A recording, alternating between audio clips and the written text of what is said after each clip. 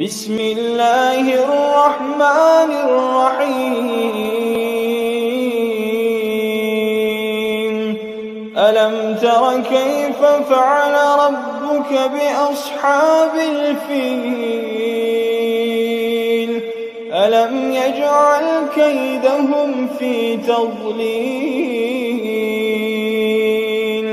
وأرسل عليهم طيرا أبابيل ترميهم بحجارة من سجيل فجعلهم كعصف مأكول.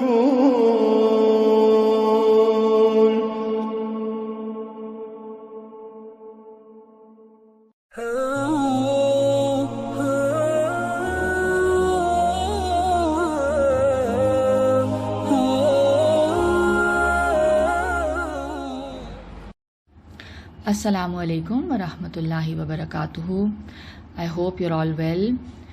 In the last session, the second session on Suratul Fil, I had presented to you different narrations regarding the historical background of Suratul Fil, and we had discussed in detail the different viewpoints of the historians and the details of the incident. And as I had mentioned, the Arabs of that day and age, the addressees of the Holy Quran, were very well acquainted with this incident. They all knew about this incident. It was a well-known incident that the Holy Kaaba had been under attack, and this huge army led by Abraha had attempted this attack, and then what happened in the end and how he was defeated. So Allah is reminding them of this incident, which is very well known to them. And so this is the background that we discussed in the previous session, and today inshallah we will be looking at the explanation or the tafsir of the surah itself. So let's begin. A'udhu billahi minash shaitanir rajim. Bismillahir rahmanir rahim.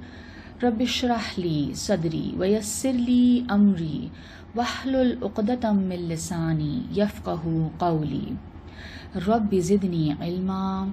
Allahumma faqihni fid deen. Ameen ya Rabbil Alameen. Suratul Fil. A'udhu billahi minash shaitanir rajim. Bismillahir rahmanir rahim. Alam tara kayfa fa'ala rabbuka bi ashabil fil. Have you not considered how your Lord dealt with the companions of the elephant?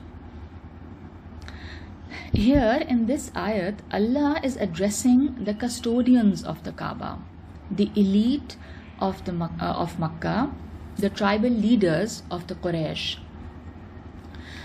When you're addressing a group of people and the pronoun used is singular, in Arabic language, then the address is directed towards every single member of that group. Linguistically, this is a very effective style of address. Ashab-e Fil, the people of the elephant, are mentioned in the incident, and the addressees, the Quraysh of Makkah, like I said, were very well acquainted with this incident. So Allah is beginning this surah by reminding the custodians of the Kaaba that have you not thought about this? Have you never wondered, have you never considered how Allah, how your Lord dealt with the companions of the elephant? What he did when they attempted to attack the Kaaba. Alam yaj'al kaidahum fi tadlil. Did he not utterly confound their artful planning? Here Allah has used the word kaid, which implies secret plan.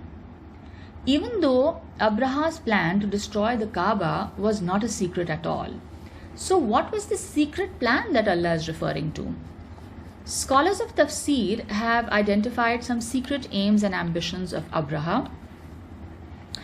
Imam Razi writes here that Allah has referred to an evil in his heart, that he was jealous of the Arabs and he strongly desired to gain the position of honor that they had in the region.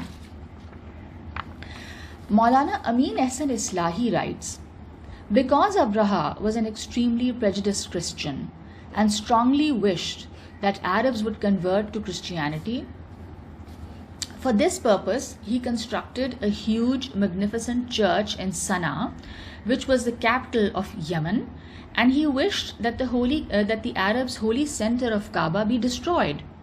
So to justify this attack to his king and the general public, he spread a rumor that an Arab had defiled the church that Abraha had constructed. So this was his secret plot. Maulana Amin Ahsan Islahi's teacher, Maulana Farahi, writes that Abraha attacked the Kaaba in one of the sacred months, which was Zilhajj. The Arabs were not allowed to commit bloodshed in the sacred months. Maulana Maududi writes, what Quran is referring to as Qaid, secret plan, was the plan of the Abyssinians, which was to destroy the Kaaba, completely subjugate the Quraysh, and to dominate all Arabs, and to gain control of the trade route of the Arabs, which stretched out from south of Arabia to Egypt and Syria. This plan was hidden, and the excuse was that they were setting out to avenge the desecration of their church, which they claimed was done by an Arab. They planned to avenge this desecration by destroying their holiest place of worship, which was the Holy Kaaba. Abraha strongly desired to destroy the Holy Kaaba because it was considered very sacred, and many tribes paid their respects to the Holy Kaaba and also performed the annual pilgrimage, which was the Hajj. This brought in a lot of economic activity and business as well. Also, because of the Holy Kaaba's sacredness, there was peace in this region, which was unusual because there was rampant looting and plundering in all other areas. The word Qaid, secret plan, which we translated as secret plan earlier, is also used for a plan or strategy, not with a secret motive necessarily. In that case, this would mean that Abraha's plan was just to destroy the Kaaba so that his church would acquire the same status.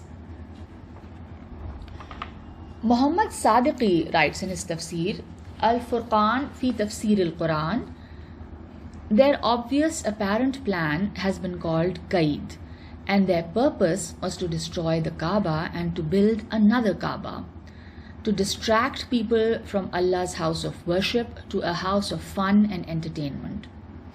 The other word used here is tadlil, which has been translated to mean confound. And in Urdu, it has been translated as to make something useless. The root word of tadlil is Dad Lam Lam Dalala, which has many meanings. In Surah Ad-Duha, we spoke about this word in detail. Amongst its several meanings, one meaning is to destroy or spoil.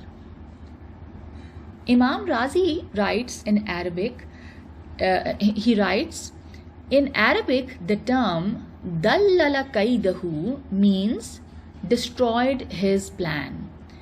Imraul Qais, who was a great poet of the period of Jahiliyyah, was called Al-Malikud Dalil, a person who wasted his father's kingdom.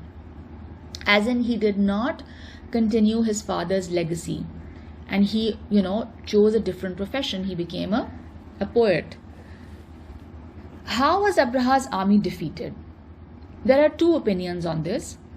The majority of the scholars of tafsir, both Sunni and Shia, are of the viewpoint that Allah sent down birds carrying small stones in their beaks and claws, and the force and velocity with which those stones hit the army men and the elephants completely annihilated them.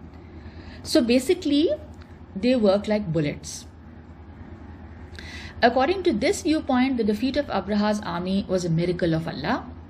And their evidence for it being a miraculous defeat is based on the wording of the ayat and the reports narrated in the books of history. However, there are differences in narration as to the details of the event. Also, according to this viewpoint, Allah alone defended his house, and the Arabs of Makkah had no part to play in this. So here we will conclude today's session, and inshallah in the next session we will be discussing the second viewpoint concerning Abraha's defeat and what the scholars have understood the verses of the surah and the various ahadith and narrations of history to mean. So inshallah we will continue with this in the next session. ربنا تقبل منا إنك أنت السميع العليم وتب علينا إنك أنت التواب الرحيم سبحانك اللهم وبحمدك نشهد أن لا إله إلا أنت نستغفرك ونتوب إليك. السلام عليكم ورحمة الله وبركاته.